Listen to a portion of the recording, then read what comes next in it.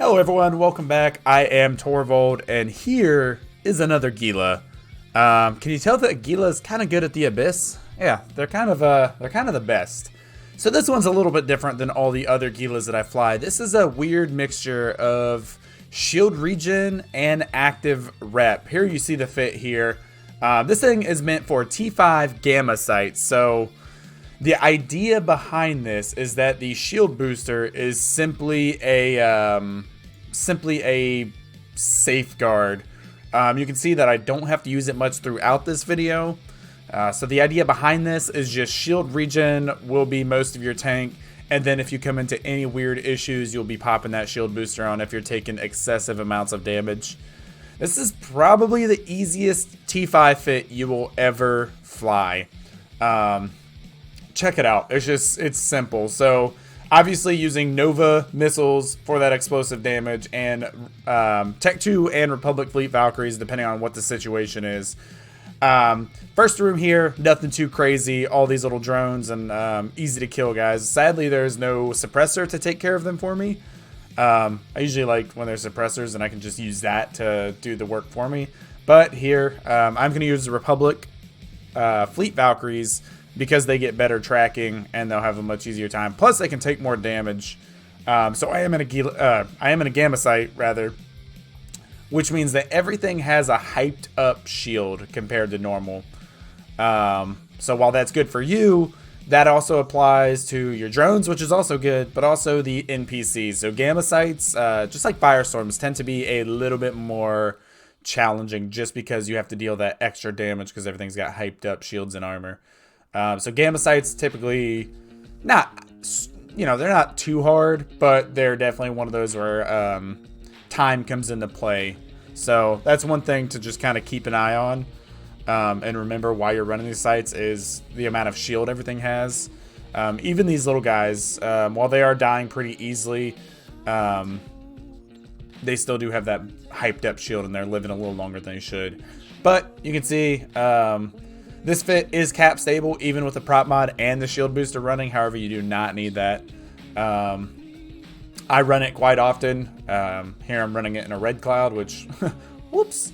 But yeah, I run it quite often just because, not the best. So I just keep it going just because I'm not really paying attention. It does not rep a lot. It is a medium shield booster. It does not do that much. It's not that helpful. Like I said, it is a supplement to the shield regen that the Gila does. So keep that in mind. I usually, so I do have implants in this thing. However, I do run it without implants. So while there are implants currently being used, you can do it without implants. As a matter of fact, instead of using like a full set of mid grades or something crazy like that, a good idea would be to use the shield capacity and the shield regen implants. They're the 1 through 5%. So there's those two implants you can use. That'll really help you out. Boost the total amount of shield you have and the amount you regenerate. So those will actually be more useful than actually using crystals or anything. But I use the same clone for everything, so that's something to keep in mind. That was a pretty awesome moment.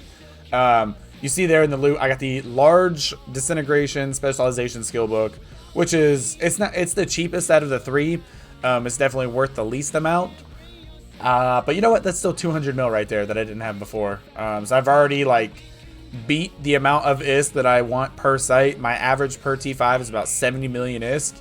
Anything above 70 million ISK is really good. So the fact that I just got that skill book and that's basically that's the price of 2 sites. Good stuff. I'm happy about it.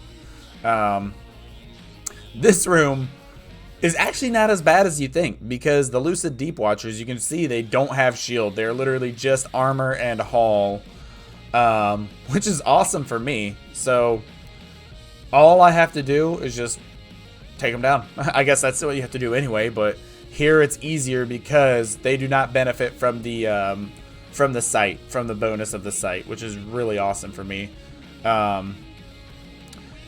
Wait for aggro to get on you with drones. I've been having some troubles with that recently. I've noticed that some of the rats lately have been they haven't been targeting me. So when I jump into a site, they just sit there idle even after I move, and then I launch drones and they target drones. So make sure you have aggro on you before you launch your drones. I've had some stupid drone losses because I actually lost a augment to the hammerhead the other day when I was flying. I forget what I was flying, but yeah, I lost an augment to the hammerhead because I got into the site, I wasn't paying attention, I launched the drone, and boom, aggro went straight for the drone. So watch that. Yeah, you can see here they're dealing quite a bit of damage and taking these guys down. 3 of these deep watchers, they are remote repping each other. They're such a pain. However, in this Gamma site, with all the explosive damage, they're not too bad. It's just a little DPS test right here, just a little test of time. But again, very easy room. Nothing strenuous. You can see my shield, or I don't even know why I'm running my shield booster, but that thing's going just because. Don't need it. Don't need it to be going, but you know, my cap is good. I'm not running my prop mod. Here's a fun little tip. If you don't do what I do with the with your active modules, keeping them running when you don't need them. I have a bad habit of forgetting that I have stuff on and leaving it on. And I also have a bad habit, if it's not on and I'm used to always being on, then I will, you know, I'll forget to turn it on. So be smart about this. You never know what's in the next room, and it could be neutralizers and starvings beyond what you can handle. So every little bit of cap is precious. I actually died not too long ago in a sacrilege because I went into a site with like 50% cap or something like that, and there's some starvings, and they tore me apart. You can see here I'm doing the same thing. Just be wary of that. Be paying attention. Don't let stuff run unnecessarily, especially if it's going to drain your cap like that. Yeah, that's just smart tactical situation right there. Just don't drain your cap unnecessarily. And you should be good. I mean, you never know what could happen, but yeah, just don't drain your cap. So here we are finishing this guy. Again, these guys are a huge pain. They have a lot of EHP, and so they take a hot minute. They're not as bad as the Charybdis Tyrannos, because if you weren't aware, Charybdis Tyrannos is shield tank, so when she has that much extra shield, that's more of a pain. But yeah, these guys are pretty easy. You can see I'm doing good on time. I have 13 minutes remaining, and I'm about to go into the final room. So DPS isn't an issue here. And then one Lucid Deep Watcher left. Now he has no one to remote repair him. He should die rather quickly compared to the others.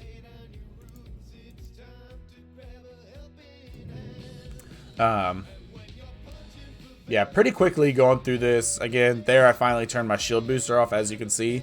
So I can get some cap back. But yeah, just notice how much the shield regen does on its own without me using my my shield booster. It does a really good job of that's the point of it. It's just shield regeneration. That is basically your tank.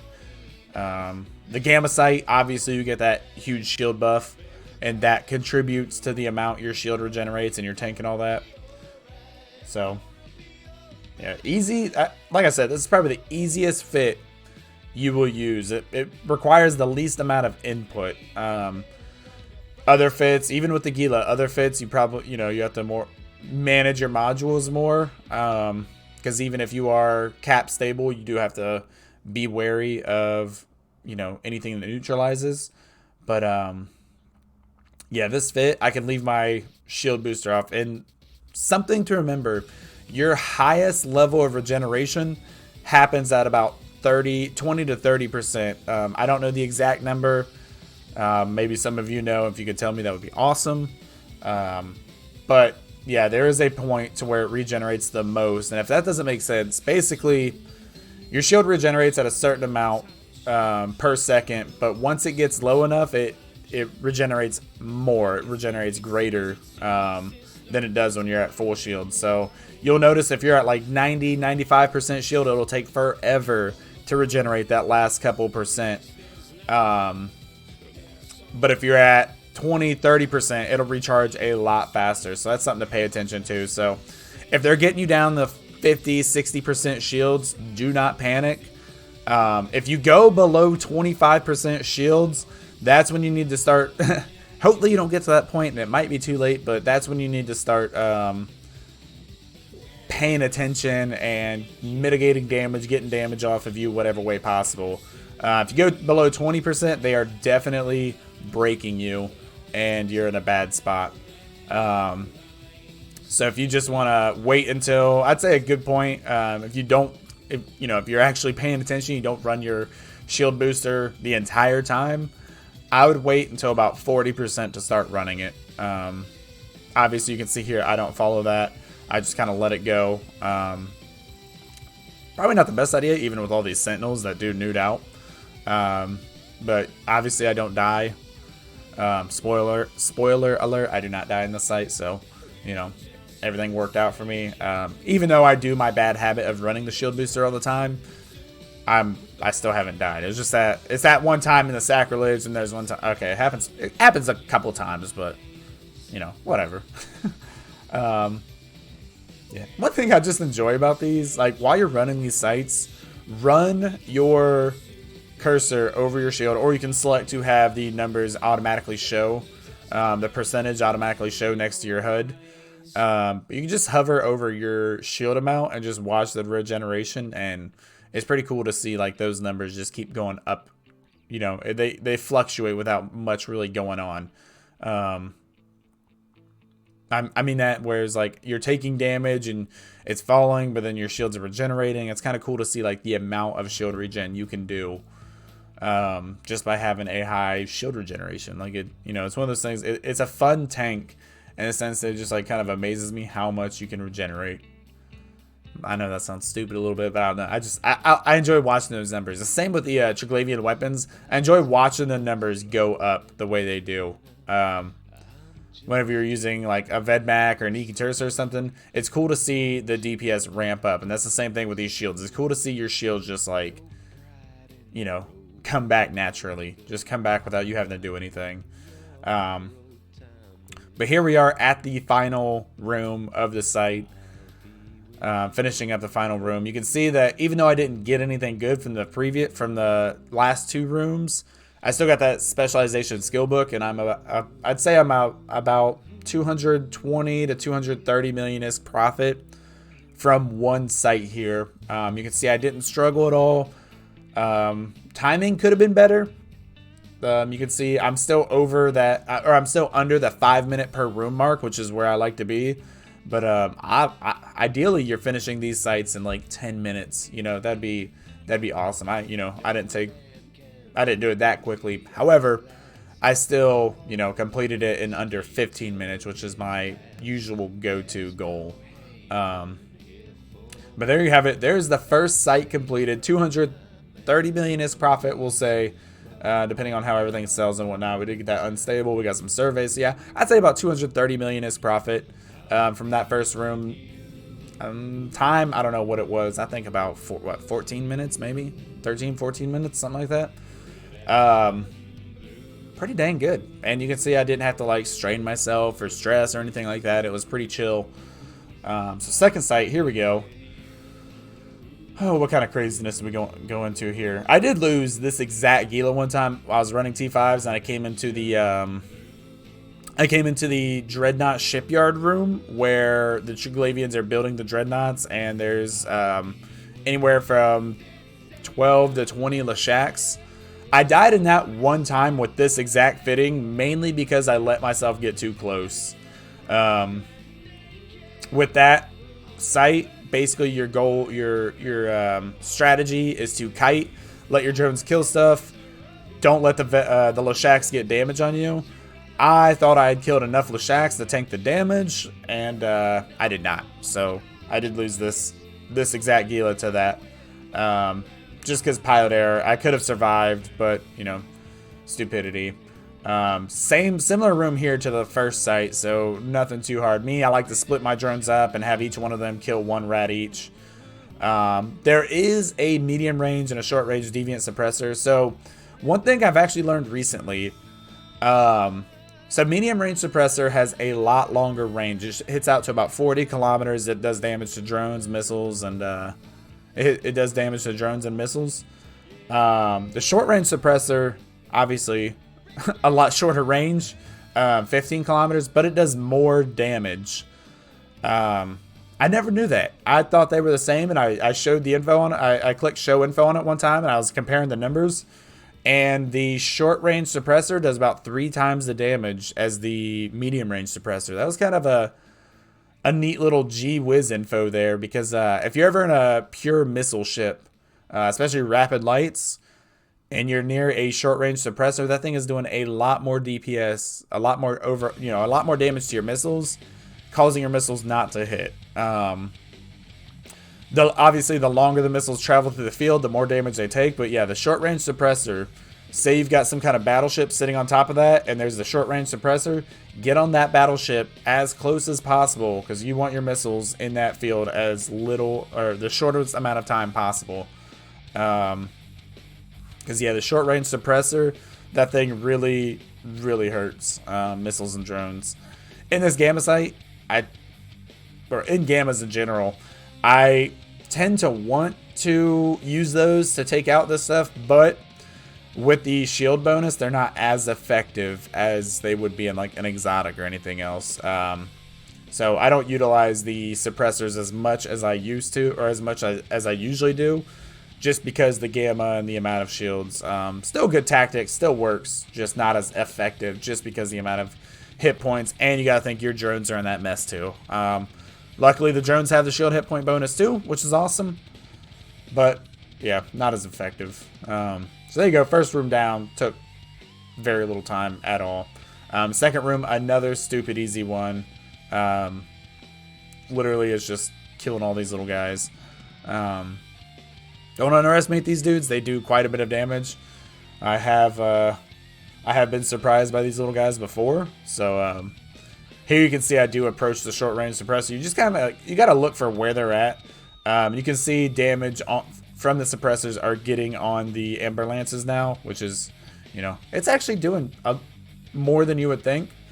So yeah, I like using those. It's fun.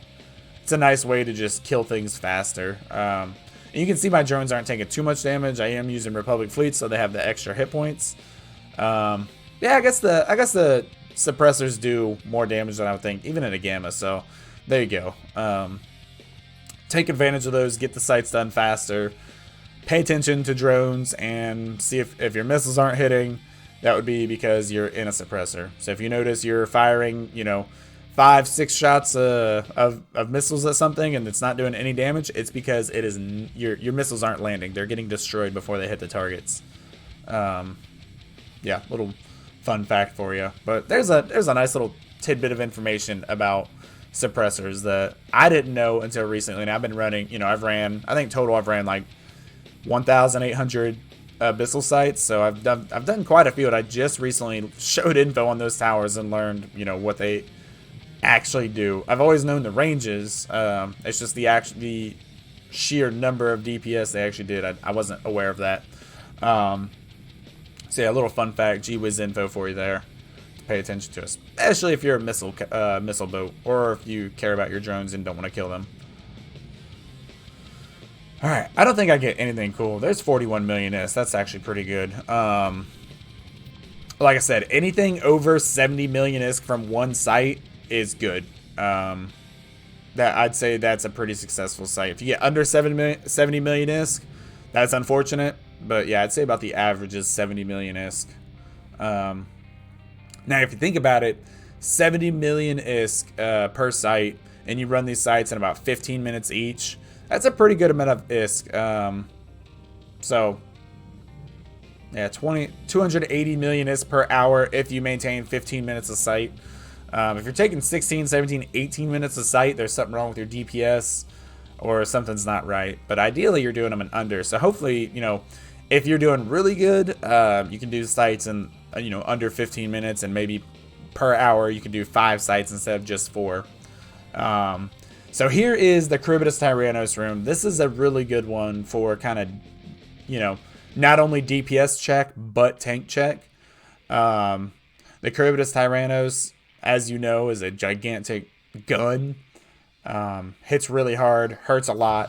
So this is a good test for the shield regen to see what it can handle. Priority targets here are the dissipators because they do newt you. So I want to get those off grid as soon as possible. That way I don't have to worry about my shield booster or my prop mod or my invuls. I do not want to lose those capabilities. So priority, killing those dissipators. After the dissipators, it's kind of up to you. Sometimes I focus after the dissipators. I'll go straight for Charybdis Tyrannos. Sometimes it doesn't hurt to take out a few extra of the NPCs. So illuminators, they do target paint you. Makes it easier to hit you. So if you do want to take them out, that'll help you mitigate some damage. And then obfuscators, those weird ones, they damp you. So you can't target out as far. So it doesn't hurt to kill one of those, especially because the Charybdis Tyrannos, the way she operates and like flies away from you. At this point, though, you got to think Charybdis Tyrannos is she's in a gamma site, so she's getting that extra shield, and her shield regen is definitely better than any other site. So the sooner you get damage on her, the better. If you let her regen her shields too much, you're not gonna have a lot of fun. It's gonna take more time to kill her. So the sooner you get drones on her, the better. Here you can see, like, this is probably the lowest my tank stepped the entire site. And that's just because the sheer amount of damage Charybdis Tyrannos does. But it's not bad. Did not struggle as much as you would think. One thing I didn't get to show you in this video because I did not get the spawn was Triglavian rooms, any kind of Triglavian rooms. I'd say those are actually the easiest rooms in gamma sites, mainly because the explosive resistance on the Triglavians and the fact that extra shield doesn't help them. Yeah, extra shield does not help Vedmax. It doesn't help Dambivix. It doesn't help the Shax. So Triglavian rooms in gammas are actually a good. It's good for you. Yeah, it's good for you because you will be able to kill them faster. You shouldn't struggle at all in the Triglavian rooms. You should be able to take them out pretty quickly. It's just a matter of picking your targets and determining what's most dangerous. I like taking care of webbings and webbings and excuse me, webbings and starvings. I like taking them out. And then after those, Vedmax. Usually it depends on the amount, but if there's only one or two webbings or one or two starvings, I'll take one of them out. I usually focus one drone right at the start, or one frigate right at the start, kill them, and then start focusing on Vedmax because you do not want them to build up. Once their damage ramps up to a certain amount, it really sucks. So usually you can take out one or two Damavix before you have to focus on Vedmax. But if it takes too long to kill Damavix, don't spend all your time on it. Move on. Start taking out those Vedmax. You can see here how low my shield is getting. But at the same time, Charybdis Tyrannos is almost dead. Staying around the 40% range. I think it does drop down to 30%. But Charybdis Tyrannos is dead. It's just nice seeing how long my shield held out for. And like I said, I was only in the 40% range. I'd say in the 20% range, or about in the 30% range, that's when you want to start putting heat on your invuls. Maybe throw a little heat on your shield booster, but that's when you really want to start like recuperating and getting yourself together because you might be in a little spot of danger.